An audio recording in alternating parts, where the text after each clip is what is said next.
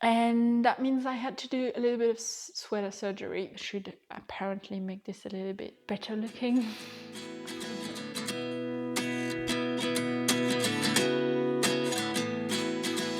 Hi and welcome or welcome back to my channel. If you're new here, hi, my name is Mathilde, I'm a French knitter, and if you're not new here, thank you so much for coming back, I really appreciate it. If you're not subscribed already, you can click on the subscribe button down below so that you don't miss any future content, because I've seen that almost half of my viewers are not subscribed, so if you keep coming back, maybe that's a sign. But let's just go straight into it. Let's talk about my finished object of this podcast, which I'm wearing, and then I'm gonna have 3 whips to talk to you about, including 2 that are new cast-ons. Before we actually start talking about what I'm wearing, I just want to add a little disclaimer in that in the last podcast I completely messed up how I calculated the cost of the mixed strip cami project, and so I will include on the screen now what that actual cost was.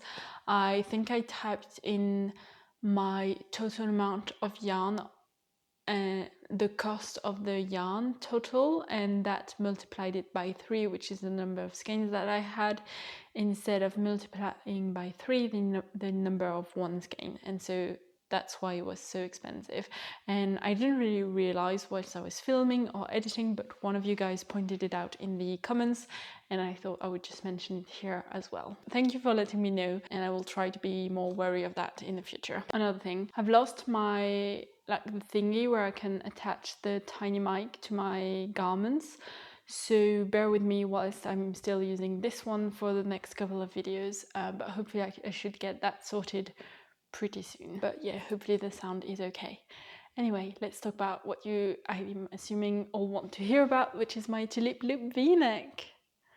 And I know I didn't think it was going to be this good, but it turned out really good. So this is the Tulip Loop V-Neck by Other Loops. I knitted it in the size 3, hoping to get a size 2 measurement, because my gauge is tight, and I ended up using the same needle size as the designer, which was 4.5 millimeter. I think that was the same as the designer. So 4.5 millimeter for the main body, and then I'm guessing 4 millimeter for the ribbing. I wasn't on gauge, so that's why I sized up on the pattern. I used Knitting for Live Heavy Merino and Soft Silk Mohair in the colorway Dusty Banana, and I don't have a lot of it left, but we'll talk about that a little bit afterwards. I cast this on a while ago, I think it was late May, and I knitted on it pretty extensively at the beginning, and then I took a big break from it during the heavy, warm month of the summer, and then I picked it back up a couple of weeks ago, and it's now done. Can't quite remember where I was out in the last podcast. I think I had just started the second sleeve, and obviously it's now done. There was a little bit of a story with this one, in that once I had knit one sleeve, I had followed the pattern exactly without really trying it on, and it looked pretty long to me already, so I shortened the ribbing, and I did the same thing for the other sleeve, and I could have blocked it before to see how that would have looked, but I was like a little bit over this pattern, to be honest. I wasn't quite sure how it was going to turn out, and so I wasn't that excited about it, but I just wanted it to be done. So I thought, I'm just going to block this now and we'll see. Oh, I'm just going to wait until it's completely finished in terms of knitting to block it and see how much it grows and everything. And that means I had to do a little bit of sweater surgery because my sleeves ended up way too long. So I'll try to put up a clip of me post blocking with the very long sleeves. It just wasn't gonna work. I thought maybe I could wear it, with the sleeves rolled up, but they just looked huge. So I ended up frogging almost a cable repeat, about this much on each sleeve, and I didn't really do sweater surgery like some people do, where they just cut their project and they just graft it together. Because my ribbing was quite short, I just thought I'm just gonna undo it. It wasn't too terrible to undo the bind off, took a bit of time, but not ages. I think I managed to do each sleeve in 3 hours sessions, so 6 hours total. Still a pretty big amount of time, but I think it would have taken me way longer to do like a full sweater surgery because I haven't done that before and I'm a bit scared to do that. And so I thought I'm just gonna undo it. I added a lifeline to keep my stitches in place, and I separated the mohair and the heavy merino to make sure that I wouldn't have too much trouble when it came to knitting with it again, because those two strands are quite different in length. If you keep them as one strand, it's just, I found that annoying in the past, so I just separated it as I frogged the sleeve.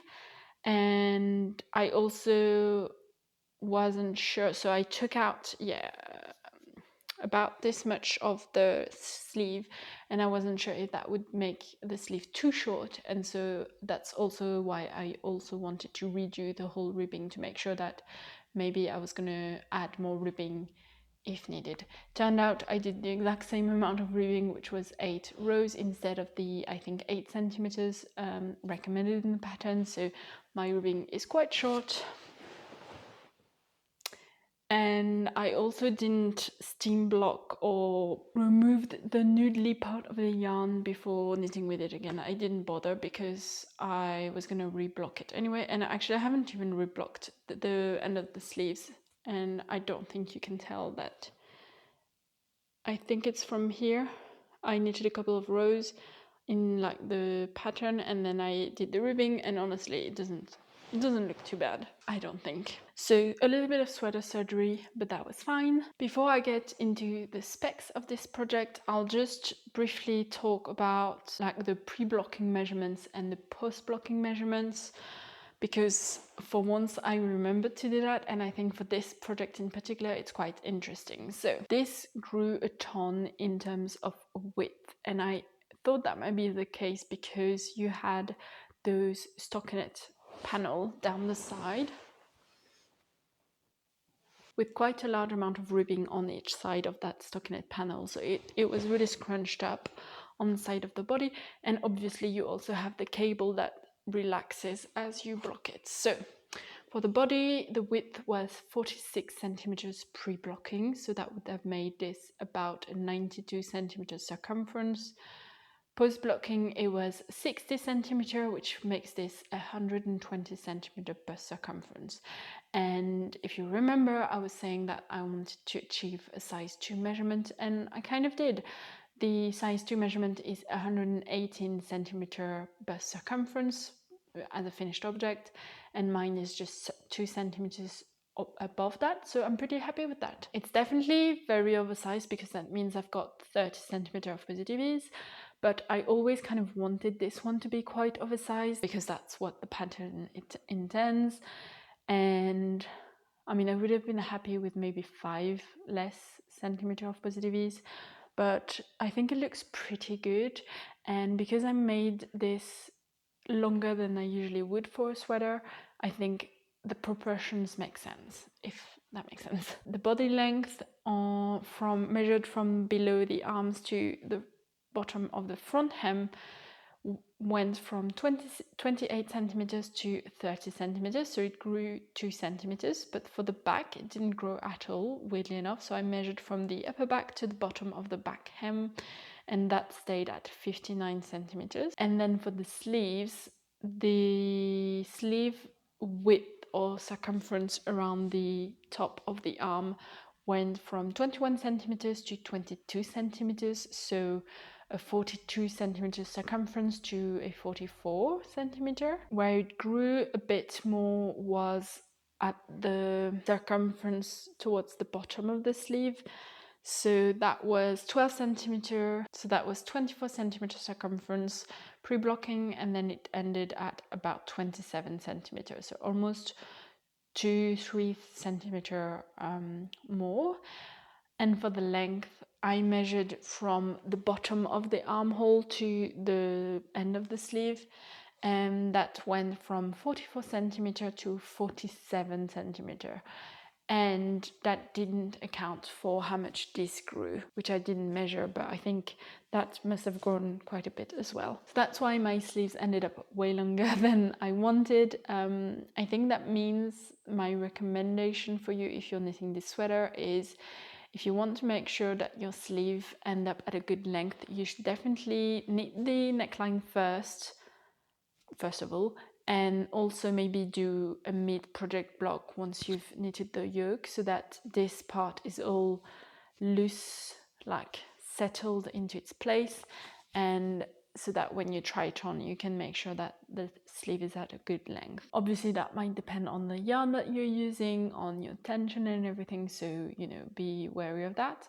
But yeah, I think for a project like this one in the future, like a heavily cabled one, I think I might do a mid-project block so that I don't have to redo the sleeve. But to be honest, for this one, I really wanted like a really good pre-blocking and post-blocking shots for the vlog that I was making, and for just my own,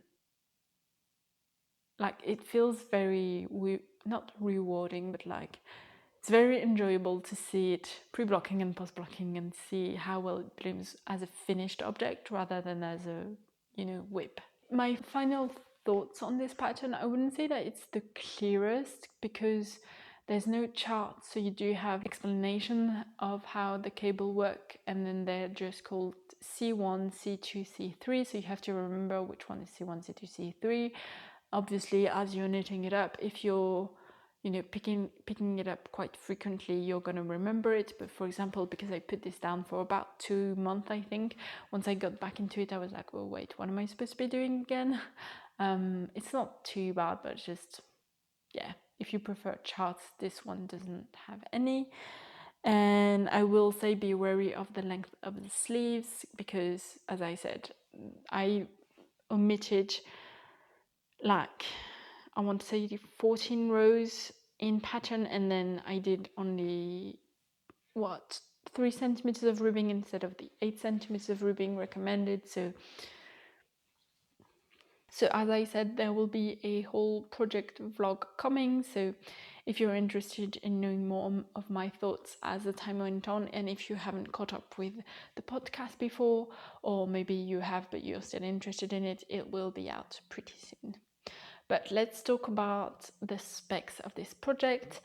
This was a project that I cast on early May, actually, so on the 3rd of May, and I finished it on the 12th of August. So that means it was on my needles for 101 days. That does count the time that I spent blocking it and fixing the sleeves as well. So I think otherwise it would have been maybe couple of days left. The yarn total was 103.10 euros, and I used pretty much all of it. I've got a little bit left over, but honestly, the heavy merino, I don't have that much left over. Because I did take a little bit out of the sleeves, I do have more than I thought I would in the last podcast, but I've got maybe 10 grams left, and self-silk mohair I do have a tiny bit more, but yeah, still used full skeins, so I'm counting that as a total. The pattern price was €8.38, so that makes it a total cost of 111.48 euros. So a pretty hefty, expensive sweater, but I love this yarn combination. Honestly, I don't think it's too bad of a color on me. I'm pretty happy with it. I've been trying to wear it, but it's very warm. Thankfully today it's not too warm. Actually today it does feel a little bit like full, so that's really lovely. But I'm hoping that I can get a ton of wear out of it in the fall. I'm really happy with the neckline. I think I mentioned that I wasn't quite sure if I was going to redo the bind-offs on the neckline and the body. I'm not going to do that. I think it turned out fine post-blocking. That's my first sweater with a V-neck, so I'm really excited to knit more of those because I just think it looks great. And yeah, it's definitely a very oversized sweater, so I don't think I'm going to need too many of those in the future, but I'm happy to have a few in my wardrobe to be able to have different looks, if you will. I think that's it for the Tulip Loop V-neck. I may say more in my vlog, I'm not sure. And if you have any questions, you can leave them down below. Let's move on to my first whip, which is the Agnete Cardigan by PetiteKnit. So I'm knitting this pattern using knitting for olive merino and soft silk mohair in the colorway red currant, which is a lovely yarn combination. I love the blends and like the fabric they create, and I think this color is gorgeous. I'm very excited to have it in my wardrobe. I'm not going to talk too much about these yarns because I've talked about them a lot before, but I love them. And I've made pretty good progress on this. I'm pretty happy. So this is where we're at. The Agnete cardigan is a drop shoulder all over brioche cardigan, so it means it's quite a time-consuming knit, but it's very, very fun. Depends, sometimes it's not fun, but it's very nice to work on. I really enjoy it. So I put a stitch marker of where I was at last time, so I was a little bit below the first buttonhole, and I've since done the second, and I'm about halfway through to the third one. So that means I've done about maybe 7 centimeters of work on this, and that's pretty good. I said in my last podcast I was going to try to do at least 1 hour a day knitting on it. I didn't really do 1 hour each day, but sometimes I did 1 hour and sometimes I did 3 hours, so in total that must have been about an hour a day, so that's pretty good. I'm hoping to reach the next buttonhole pretty soon, because then you've just got, so that means I think I've got about maybe 10 more centimeters to do, and then I can do the ribbing.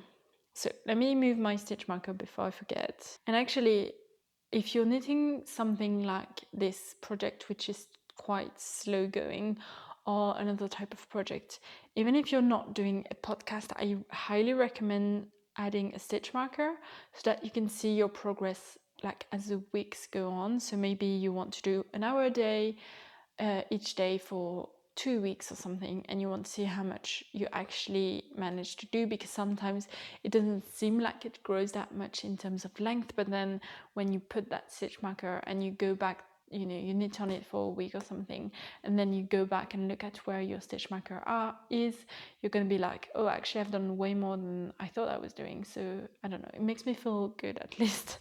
So I do recommend that, and I always do that when I do double knitted button bands, because those take a while and it helps me like see the progress. I've been reading a little bit ahead of this pattern and I'm a little bit confused about something. I've tried looking on Ravelry if anyone else was confused about it. I didn't see a lot of mentions of it, but I did see one project that kind of talked about it. So basically for this project you need the button band as you go. So you can see that I've already got my double knitted button band attached to the body because I'm knitting it at the same time as the brioche. And for this cardigan, once you reach the ribbing, for some reason the pattern recommends that you put the stitches of the button band on hold, then you have to increase your number of stitches to knit the ribbing with the same needle size as the brioche, so that's 3mm if you're doing the pattern. I didn't mention, but I'm using 3.5mm, so US 4, and I'm knitting size medium because I'm hoping to get between size S and size medium in terms of finished object.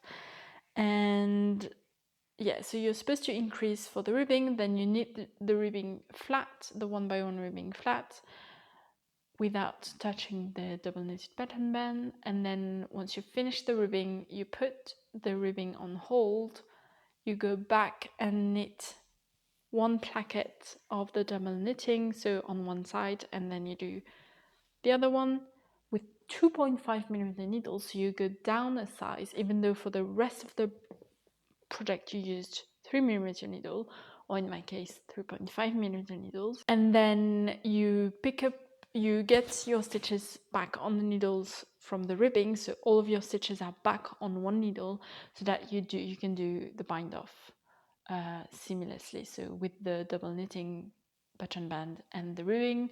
And if you want to do, the pattern does recommend a tubular bind off, so you do have 2 rows of double knitting before doing the bind off. So I'm a bit confused. I think it may be because obviously this and the 1x1 ribbing might not be the same tension or something like that, but I just don't understand why you go down a needle size for that double knitting. I think I'm gonna follow the pattern because, as I said, I didn't really see anyone else mention it on their product pages on Ravelry. There is one person who mentioned that she tried 3 different methods, but she still put the stitches on hold and everything. It's just the way she knitted it was a bit different, I think. And I think she said in one comment that she did use the same needle size as the rest of the pattern for that double knitting placket at the bottom of the body. So I'll try to link that project down below if I can remember. But otherwise, no one mentioned not following the pattern or using the same needle size as before. So I think I'll follow the pattern. Worst comes worst, if I find that my double knitting gauge obviously changes, it'll only be like maybe 3-4 centimeters of double knitting that I have to redo, so that's okay. But I did want to mention it because just in case you guys had knitted that pattern before and you have some ideas of why that's the way it's done, or if you've done it differently, or if you do want to knit that pattern one day and when you come up to that part you'll be like a bit confused as I was, maybe that can help. I don't know. But yeah, so that's the progress I've got. I'm hoping by the next podcast I can at least reach that ribbing. If I can finish the body, that would be great, but I'm not sure how much I'll get done. I am starting my new job pretty soon, and that means I don't know like how much time I'll have to knit and even to film. So I'm not sure when the next podcast will be. Okay, the camera cut off, so I'm not sure exactly where it stopped, but hopefully it stopped as I was talking about the Agnete Cardigan. So let's move on to my next whip, which I guess is the most exciting one, but at least it's cast on. It doesn't look like much, but it's on my needles, so let's talk about it. I cast on I think it was the last of my summer plans knitting project, which is the Honey Clutch by PetiteKnit, which I want to knit, or which I'm knitting with scrap yarn or like leftover yarns from other projects, and which I want to be making as a gift knit for someone, which I don't really have a strict deadline on that. So, I'm not moving too quickly on it, but it is cast on my needles and everything. So I'm using leftover yarn from a baby garment that I made 2 years ago and a sweater that I made for myself. So I'm using Sandnes Garn Tin Silk Mohair in the colorway, I won't say marine blue, and Knitting for Live Merino in the colorway Dusty Petroleum Blue. I'm hoping I have enough yarn because I think I've got enough of the mohair, but the merino, I think I'm a little bit below what I should have, so this is how much I've got. Otherwise, I'm thinking I'll sort something out. So this is how much I've got.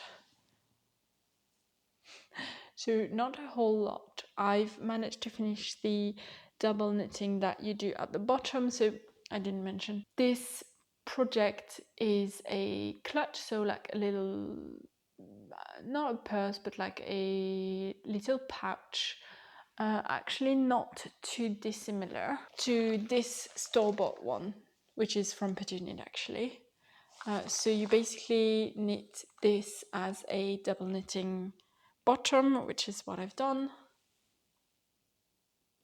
and then you knit the sides and like the whole body of this as honeycomb brioche stitch, and then you knit the little plackets and everything for the zipper. So I've just started the honeycomb,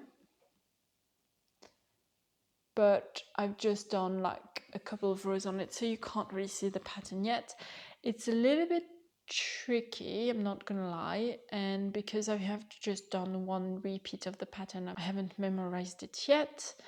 And also you have 2 options to knit this. You can either use magic loop and double pointed needles, so you could have magic loop for this is going to be easier. You can use magic loop for this side and this side, and then you can use double pointed needles for those small sides. And that makes it easier to knit on. I'm just using magic loop for the whole thing with a quite long cable, so that's why it's looking funky, but it's not the most pleasing experience. So I might try using a small circumference cable. We'll see how that goes, I'm not sure, but it does mean that this isn't the most fun project to work on. I don't have a deadline for this, so we'll see how much progress it gets in the next couple of weeks.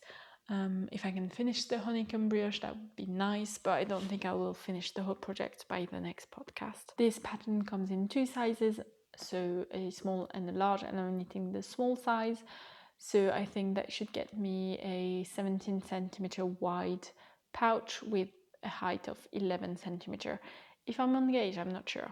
I did size up in size. I think you're supposed to knit this on 2.5mm needles, and I'm using 3mm needles, so US 2.5, because I usually have to go up in size for PetiteKnit's patterns.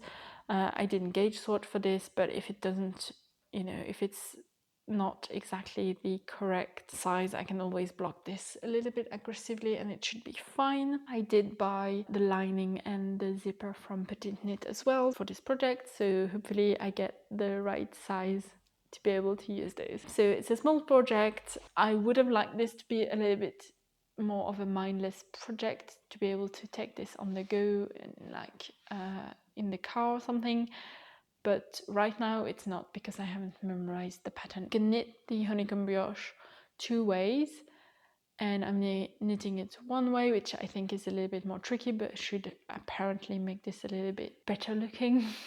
I don't know. I'll talk more about the construction of the honeycomb brioche in the next podcast once I've got a bit more, because obviously I can't really share anything with you right now. So that's, I think, a small project. Hopefully shouldn't take me too long, but also I'm not in a rush to finish this, so we'll see. Now let's talk about the next whip, which is also a new cast on, but it's something that you've heard about before because I tried to cast it on late last year. I frogged and I started over and I frogged again and everything.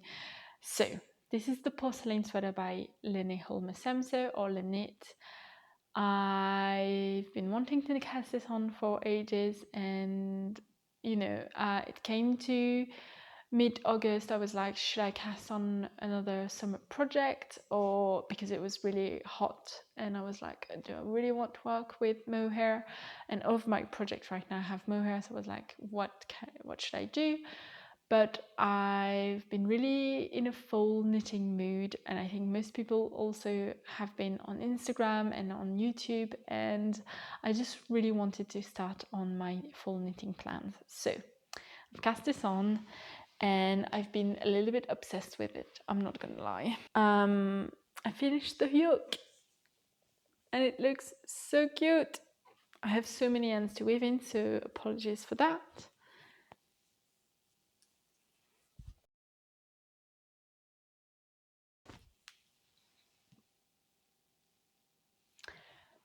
Okay, however, I think this may be too small. So let's talk about the yarn first. I am using Tin Pigment by Sunless Garn in the colorway 1002, held with Knitting 4-Leaf. Did I say Knitting 4-Leaf? Sunless Garn? I don't know. Knitting 4-Leaf Soft Silk Mohair in the colorway Cream. So that's how they look together. They're not quite a match, but I think they work well together. And for the contrast color, I'm using a hand-dyed yarn by Olivia and Oliver Fibers. It's her organic merino base in the colorway Foliage, which is a really, really stunning colorway, held with Knitting 4-Leaf Soft Silk Mohair in the colorway Dusty Olive. And I think they pair really well together. So that's it for my colors. I will say I don't know what I think of the Tin Pigment. I like the feeling of it. I like the yarn itself, but I don't think it gives me the best stitch, not definition, but like it definitely looks like I'm rowing out a little bit with that yarn, so I'm not the most happy with that. But maybe blocking will fix it, we'll see. As I said, I cast this on and frogged 3 times, if not 4, and so the beginning of like the back panel looks a little bit wonky because the yarn was a bit noodly. But let's talk about the size I chose to knit and the needle size I'm using. So I made another swatch. I'm not going to go back to everything that I tried before because I've talked about it before, but a couple of weeks ago, maybe 2 weeks ago, I made a swatch with the recommended needle size, which is 4mm needles, for just the stockinette swatch with the main color, and I was getting about the correct amount of centimeters. I want the same amount of positives as the pattern sample pictures has. So the pattern recommends only, I think, 15 centimeter of positives, but in the pictures the model has 20 to 25 centimeter of positives, and that's what I would like, because obviously that's what the pattern sample pictures sell, if you know what I mean. My bust circumference is 90 centimeter, and so I want at least 20 more centimeters. So I cast this on and I was knitting a size large, and I was, I had just started. So you start by knitting, or you cast on a certain amount of stitches for this bit, and then you increase. It's a bit weird, but you increase. You don't do German short rows, or you don't do the normal increases. You do backward loop stitches at the end of each row to add stitches here, I guess, way more frequently than you would with a normal drop shoulder if you increase on this side, because obviously then your back panel would be much longer and your color work would need to start lower. I don't know why I shouldn't choose to do German short rows, but anyways, so that's how you increase. So I was doing those increases, the backward loop stitches, and I was holding it up to myself, and I was like, maybe that's actually going to be a little bit too big. So I decided to frog, and I hadn't done much. I had done maybe 5 rows or something. I decided to frog and start over knitting a size medium. If I was engaged, this size medium would give me the right number of positives that I want. But I think I might be a little bit off gauge as usual, and so I cast this on, did size medium. I thought that looked really good. I like the drop of the shoulder on my shoulders. I think that's a good length. So I just decided to keep knitting on it. I love, love, love, love, love, love, love the color work. I think that looks so, so, so gorgeous. And I'm pretty pleased with my color work, to be honest.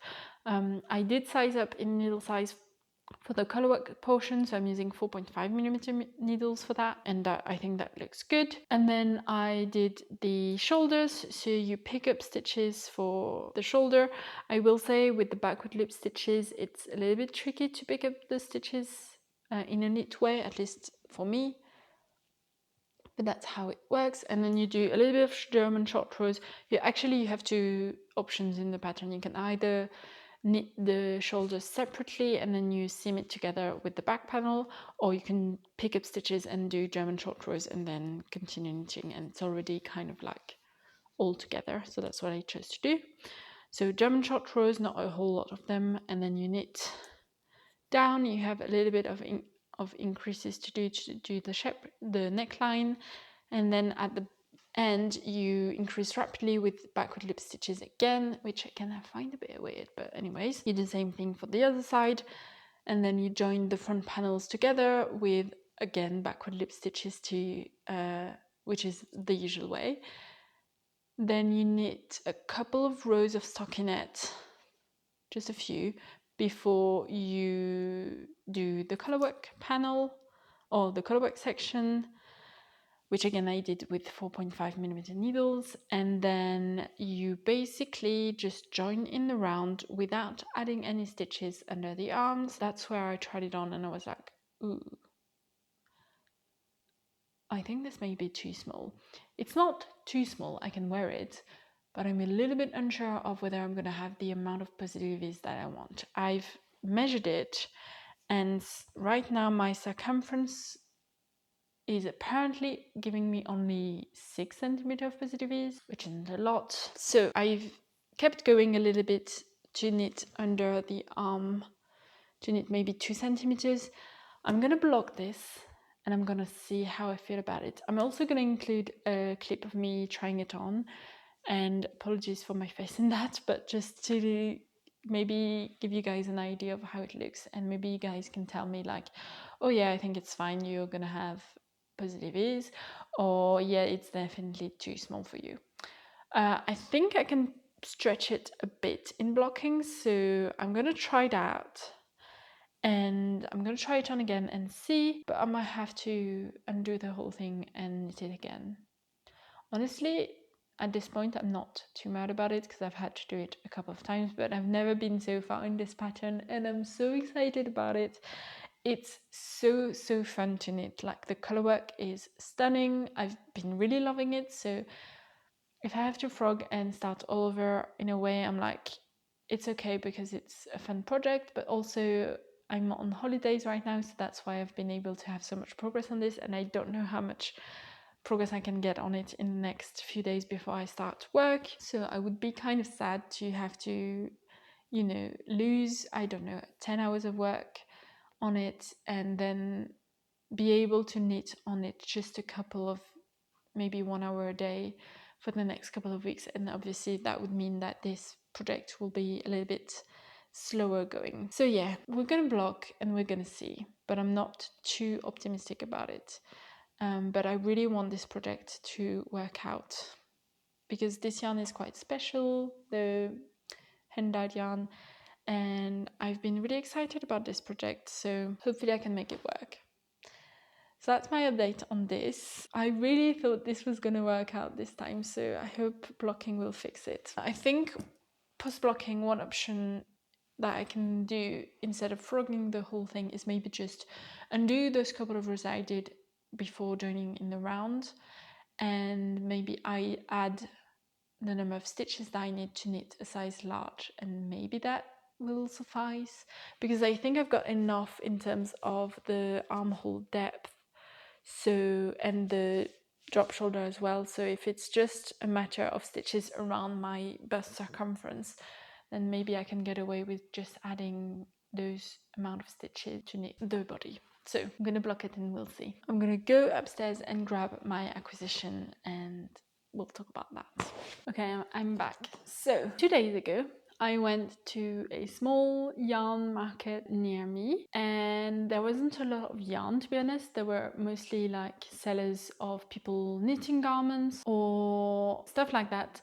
There was one seller who had a lot of Angora yarn, and I was really curious about it, and I almost bought something, but I didn't really want to buy like a quantity to make an accessory, but I also didn't because I don't really want to knit an accessory at the moment, like a beanie or something. But I also didn't really want to buy a sweater quantity because that would have been a little bit expensive, and I have yarn waiting, and I have ordered yarn from the Knitting for Live UNICEF fundraiser, and I haven't received it yet, but that seemed like if I bought a sweater quantity of yarn again, that would be a lot. So I didn't want to do that, but I saw another seller who's called Lenae, and they had hanks of yarn, undyed French wool, and it wasn't too expensive. It was 12 euros a hank, and so I bought two. So it's 100 grams per 400 meters, so it's fingering weight yarn. This is how it looks. And I bought two because I think I want to make a slipover with it, but I think I'm gonna buy an undyed silk mohair, and I want to try to dye it myself using natural dyes, because I think that would be really good. So I've only got 800 meters, that's why I want to buy a silk mohair. Otherwise I could probably If it was a DK weight, I would knit it on its own, but because it's fingering weight yarn, I don't have enough to hold it double or anything. I thought about buying more, but I wasn't quite sure. That means this is only 24 euros, so it's not too bad.